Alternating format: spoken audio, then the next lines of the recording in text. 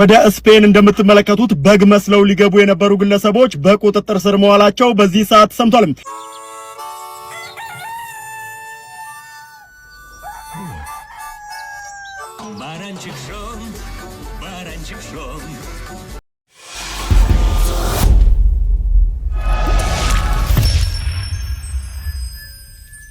ሰላም ጤና ይስጥልን። የኢትዮ ኢንፎ ሚዲያ ተከታታዮች በሙሉ እንደምናላችሁ፣ እስክንድር ነኝ። ከመጀመራችን በፊት ፕሮግራማችንን እንግዲህ ቻናላችንን ሰብስክራይብ ማድረግ አትርሱ። ሰብስክራይብ ያላረጋችሁ ካላችሁ ላይክ፣ ሼር ማድረግም እንደዚሁ ይልመድባችሁ።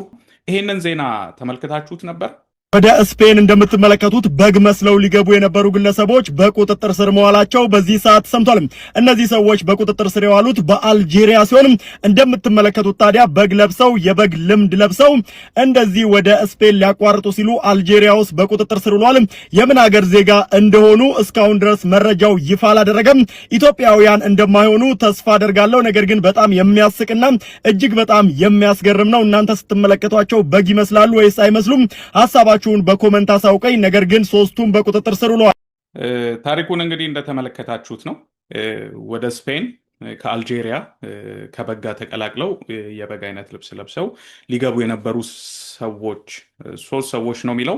እንደምትመለከቱት ዜናውን እንግዲህ ጎግል ላይ ሰርች አድርገነው ነበር ዜናው እውነተኛነቱ። ምክንያቱም አጠራጣሪ ዜና ነበር ማለት እንደዚህ አይነት ነገር ተሰምቶ አይታወቅም። ስለዚህ ተሰምቶ የማይታወቅ ነገር ብዙ ጊዜ የተሳሳተ መረጃ ነው እውነተኛ ዜና ነው የሚለውን ነገር ለማጣራት እና እንግዲህ ጎግል ላይ ታሪኩን ስናስገባ የምናገኛቸው ከሼር ካረጉት ሰዎች ጋር ሼር ያደረጉት በነገራችን ላይ ያው ፌስቡክ ላይ እንደዚሁም ኢንስታግራም ላይ ያሉ ሼሮች ናቸው። ነገር ግን እውነት ነው።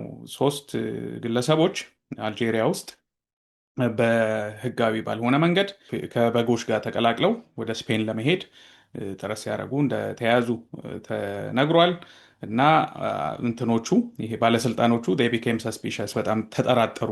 unusually still and awkwardly positioned ማለት ባልተለመደ መልኩ ቀጥ ያሉ እና ድጋሚ ደግሞ አቀማመጣቸውም የሆነ ለየት ያለ እንዴት ነው ከበግ የተለየ አይነት አቀማመጥ ሲያስተውሉ ነው እንግዲህ ምንድን ነው ብለው ሲያጣሩ ሶስት ሰዎች መሆናቸው የተረጋገጠው። እንግዲህ የተፈጠረው ኖቬምበር 2025 ነው ይላል፣ አሁን ያለንበት ወር ማለት ነው። እንደገና በሶሻል ሚዲያ በተለያዩ ቦታዎች በጣም ዋይድሊ ሼር ተደርጓል።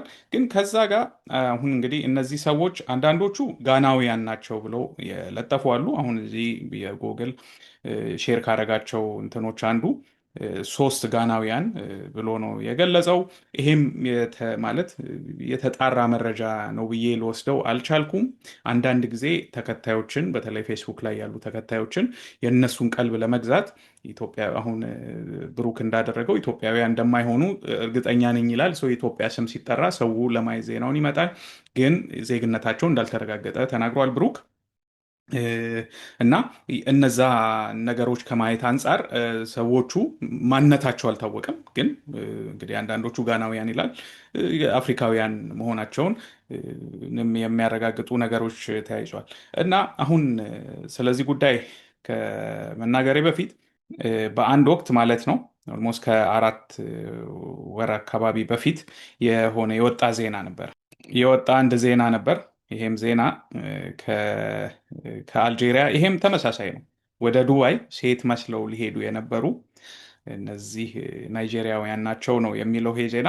የወጣ ዜና ነበር ተመሳሳይ በዚህ መልኩ ራሳቸውን እንግዲህ እንደምታዩት ይሄ ሜካፕም ነው ለማለት ይከብዳል። የሆነ ቀለም ሊሆን ይችላል ቀብተው ቀሚስ አርገው ሂጃባቸውን አርገው ፊታቸውን ሸፍነው ወደ ዱባይ ከአልጄሪያ ሊሄዱ ሲሉ የነበሩ የተያዙ የተረጋገጠ አንድ ዜና ወጥቶ እንደነበረ የምታስታውሱ ካላችሁ ይሄ ዜና ነበረ እና አሁን የምናየው ዜና ከዚህ ጋር በተወሰነ ደረጃ ተመሳስሎብኛል ነው። ነገር ግን ያው እሱ ሲያቀርብ እንደምትሰሙት ከሆነ እሱ ሲያቀርብ እንግዲህ በዚህ ሰዓት ሰምቷል። እነዚህ ሰዎች በቁጥጥር ስር የዋሉት በአልጄሪያ ሲሆን እንደምትመለከቱት ብሎ እንደምታዩት ያሳያልና ማለት ሲያዙ የተነሳ ፎቶ በማስመሰል ይሄን ምስል ለቀው ብዙዎች የተቀባበሉት ያለ ቪዲዮ ነው እና ይሄ ታሪኩ የተፈጠረ እንደሆነ ነው። አንዳንድ ቦታ እንደውም አበሾች ናቸው የሚልም ነገር አይቼ ነበረ እና አበሾች ለመሆናቸው ምንም ማረጋገጫ የለም። ጋናውያን ናቸውም ያሉ አሉ፣ አበሾችም ናቸው ያሉ አሉ። ብዙ ቦታ ላይ የወጣው ግን ዜግነታቸው አልታወቀም የሚል ነው። ነገር ግን ይሄ ምስል የነሱ ምስል እንዳልሆነ እንግዲህ እኔ ባደረግኩት ማጣራት ለማወቅ ችያለሁ ማለት ነው። እንግዲህ አሁን የማሳያችሁ ቪዲዮ እነዚህ ሰዎች ከየት እንደመጣ የሚያሳይ አንድ ምስል አሳያችኋለሁ።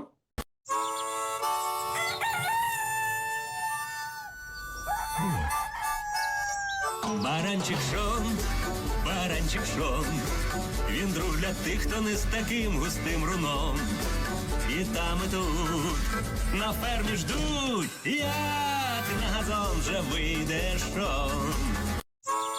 እና እንደምትመለከቱት ነው እንግዲህ ምስሉ ከዚህ ላይ የተወሰደ ነው፣ ስክሪንሻት ተደርጎ ነው። ነገር ግን ይሄ ለሳቅ ወይ ለጨዋታ ተብሎ የዛሬ ዓመት የወጣ ቪዲዮ ነው። አንድ የራሻውያን የቲክቶክ ፔጅ ላይ ነው ይሄን ያገኘሁትና ያው እውነተኛ ታሪክ ሆኖ ካለ ምስሉ ግን ከዚህ ቪዲዮ ላይ የተወሰደ ለመሆኑ እንድታቁ ለማድረግ ነው ይሄንን ቪዲዮም የምሰራበት ምክንያት። እና እንደነገርኳችሁ ምስሉ ከዛ አሁን ካሳየኋችሁ ቪዲዮ የተወሰደ ነው። ታዲያ አንዳንድ ጊዜ የማስተውለው ነገር ምንድን ነው፣ ያው መረጃ የሚሰጡ በተለይ ቲክቶክ ላይ ያሉ የቲክቶክ ፔጆች እንደ ብሩክ ኒውስ አይነት ሰዎቹ ሲወስዱ ያው ተሯሩጠው ዜናውን ቀድሞ ለማቅረብ ካለ ፍላጎት አንጻር ሙሉ የሆነ የተሟላ መረጃ አሁን ይሄ 30 ሰከንድ የሞላው 30 ሰከንድ ቢሆን ነው ይሄ ቪዲዮ ያወጣው ብሩክ እና በ30 ሰከንድ ውስጥ ሙሉ የሆነ እንደው ሀሳቡ የተሟላ ይሄ ቪዲዮ ከየት እንደተገኘ ቦታውን 2 ደቂቃ በሚፈጅ ማብራሪያ ሊያልቅ የሚችል ነገር ይመስለኛል። እና አንዳንድ ጊዜ ከመቸኮል አንጻር ቶሎ ሳወጣው ቀድሜ በማውጣቴ ዜናውን እቆጣጠራለሁ። ስለዚህ ሁሉም ሰው እኔ ጋር ያለውን ነው የሚያየው። ይሄ ኦልሞስት 2 ሚሊዮን ሰው ያየው ቪዲዮ ነው ዜናውን ማለት ነው። ነገር ግን ያ 2 ሚሊዮን ሰው የተሳሳተ መረጃ ነው የደረሰው ማለት ነው። እውነት ነው እንደዚህ አይነት ነገር ተፈጽሟል፣ ግን የተጋራው ፎቶ ግን ያ አይደለም። እና በተለይ ደግሞ ኢሌጋል ኢሚግራንት ተብለው ብዙ ጊዜ ጥቁሮች በጣም ነው የሚሾፍባቸው የሆነ ከደሃ ሀገር እየመጡ ተብሎ በተለይ ነጮቹ በጣም ሲያብጠለጥሉ እና እንደዚህ አይነት አይደለም መሳቂያ የሆነ ጉዳይ አግኝተው እንደዚሁም በስርዓቱ ተማሪም ሆኖ ነዋሪም ሆኖ የዛ ሀገሩ ነዋሪ የሆነን ሰው የሚያንቋሽሹበት ትንሽ ነገር ነው የሚፈልጉት። እና አንዳንድ ጊዜ ሙሉ የሆነ መረጃ ማቅረቡ ለሌሎችም ራሳችንን አሳልፈን እንዳንሰጥ መሳለቂያ እንዳንሆን የሚያደርገን ነገር ነው። እውነቱን ለመናገር ሜቢ ብዙዎች ያው ኢትዮጵያን ሀገር ውስጥ ሲሆን ያንን ላያስተውሉ ይችላሉ። ግን አውሮፓ፣ አሜሪካ ወይ ሌላ ዓለማት ላይ የሚኖሩ ስደተኞች ይሄ በደንብ የሚገባቸውና የሚያዩት ጉዳይ ነው። እና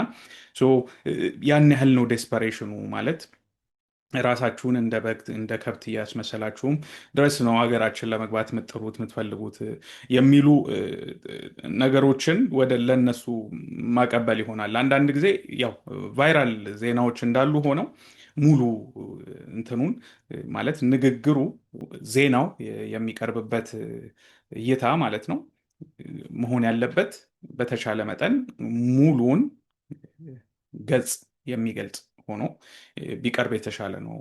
የሆነ ቁንጽል የሆነ ዜና ብዙ ጊዜ ለስህተትም ይዳርጋል። እንደገና ደግሞ መረጃውንም በደንቡ ማቅረብ አይደለም። አሁን ለምሳሌ ይሄን ዜና ያዩ ሰዎች የሚያወሩት ያንን ነው ማለት ነው። በ10 ሰከንድ ነው በቃ ዝርዝር ነገር መናገር ሁሉ አይችሉም። አያችሁ ባለ የሆኑ እንትኖች አሁን ይሄን ወስደው አንዳንዶቹ ኢትዮጵያውያን፣ አንዳንዶቹ ጋናውያን እያሉ ነው። አንዳንዶቹ ደግሞ ነጮቹ ደግሞ ይሄን ያህል ነው እነሱ ሀገራቸውን ለመልቀቅ ወይ ከአፍሪካ ወደ አውሮፓ ለመምጣት ይሄን ያህል ነው መስዋዕትነት የሚከፍሉት። እውነት ነው ማለት አይደለም።